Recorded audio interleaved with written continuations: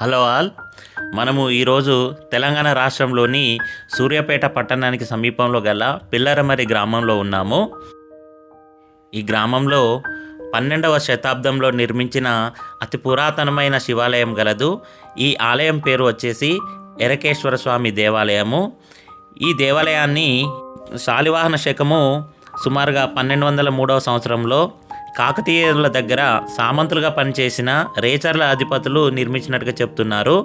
ఇక్కడ పిల్లలమర్రిలో రేచర్ల కుటుంబానికి చెందిన బాటిరెడ్డి భార్య ఎరకాసాని ఈ దేవాలయాన్ని నిర్మించినట్లు ఇక్కడున్న ఒక శాసనంలో పేర్కొనబడింది.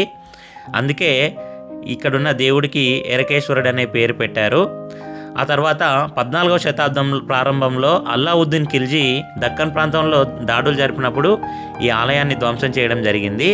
ఆ తర్వాత ముసునూరి నాయక రాజవంశానికి చెందిన కాపయ్య నాయకుడికి సేవలందిస్తున్న స్థానిక ఫ్యూడటరీ చీఫ్ ద్వారా ఎరకేశ్వర స్వామిని తిరిగి స్థాపించినట్లు శాలివాహన శకము 1350 నాటి శాసనంలో పేర్కొనబడింది.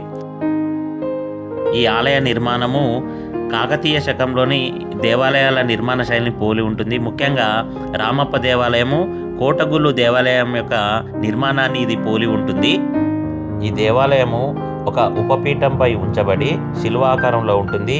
దీనికి తూర్పు, ఉత్తర, దక్షిణాల్లో 3 వరండాలు, పశ్చిమాన గర్భాలయం ఉన్నాయి. ఇకపోతే శిఖర గర్భగుడిని ఇటుక సున్నంతో తయారు చేశారు. ఈ దేవాలయ నిర్మాణంలో ఉపయోగించిన రాయి ఆసక్తికరమైన ధ్వని లక్షణాలు కలిగి ఉందని చెప్పబడింది.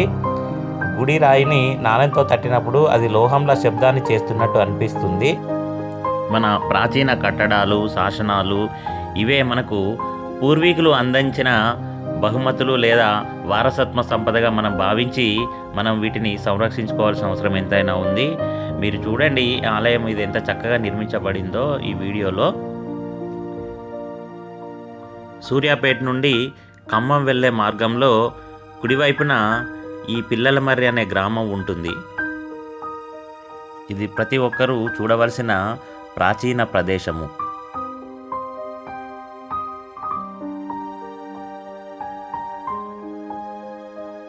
మరిన్ని వీడియోల కోసము దయచేసి డాక్టర్ తుమ్మా వైటీ ఛానల్ని సబ్స్క్రైబ్ చేసుకోగలరు.